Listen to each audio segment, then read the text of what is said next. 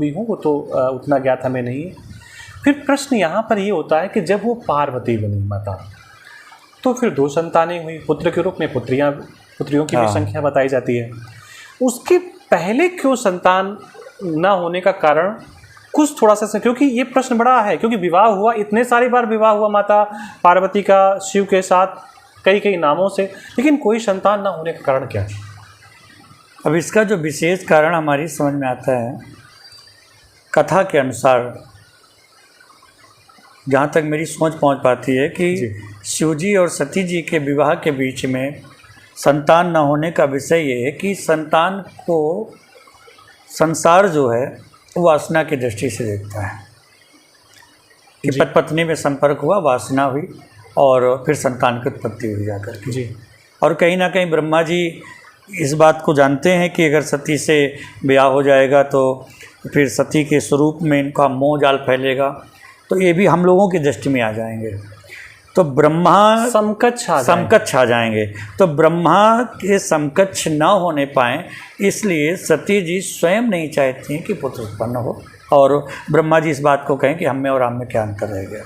मैं यहाँ थोड़ा सा गंभीर प्रश्न ये है, तो क्या जैसे यहाँ उथल पुथल चलती है, वैसे क्या देवलोक में उथल पुथल चल रही है कि शिव के समान सब बनना चाहते हैं? बिल्कुल। या शिव को थोड़ा सा कमज़ोर करना चाहते हैं? क्योंकि जो आपने ब्रह्मा जी का प्रसंग दिया है, तो यहाँ पर प्रश्न तो निकल करके यही आता है कि ब्रह्मा जी चाहते हैं कि जैसा मैं हूँ शिव भी उसी श्रेणी में आ जाए। तो क्या वहाँ भी ऐसे द्वंद्व चलते रहते हैं? हाँ, द्वंद्व चलते रहते हैं। तो देखिए, इसीलिए संत को अलग कर दिया गया, संत को अलग कर दिया गया जा करके। अब ये नहीं कह सकते कि उसमें से ये लोग संत नहीं हैं, क्या नहीं है, लेकिन संत को अलग कर दिया गया बिल्कुल सब जगह से, सृष्टि से। अब जैसे वहाँ पर ले जाइए आप, तो नारद जी भी देव हैं लेकिन वो संत हैं, तो उनको अलग रखा गया जा करके इस बात से। वो देवताओं की श्रेणी पे, हाँ, अलग रखा गया हर जगह। वो ऋषि हैं। हाँ, ऋषि हैं, संत हैं। तो यहाँ पर जो है ब्रह्मा जी चाहते हैं कि सब मेरे समकक्ष के हो जाएं, इंद्र जी को लगता है कि सब मेरे समकक्ष के हो जाएं।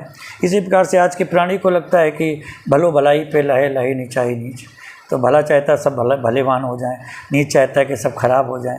तो जो दाग मेरे ऊपर लगा है लोगों पर भी लग जाए, तो सब एक जैसे दिखने लगे, पर यह संभव नहीं है। तभी माता पार्वती जी कहती हैं, हमरे जान सदा शिव योगी। हमारी दृष्टि में भले ही पार्वती रूप में पुत्र उत्पन्न हों जी, लेकिन अब मेरी दृष्टि की बात अगर संसार माने, तो उनकी योग साधना में कोई किसी प्रकार से व्यवधान नहीं हूँ मैं, विवाह व्यवधान नहीं है। परंतु ब्रह्मा जी ने जो उस समय सती रूप में ब्याह कराया, तो उन्हें लगता है कि विवाह से व्यवधान उत्पन्न हो जाएगा। तो जो सती जी का विवाह है, इसमें पूरी की पूरी प्रेरणा पीछे ब्रह्मा जी की है, ब्रह्मा जी की, कि सती जी का विवाह शिव जी के साथ हो। हाँ, और ये गृहस्थ में दिखाई पड़े, तो और मोह में दिखाई पड़े, शारीरिक मोह में।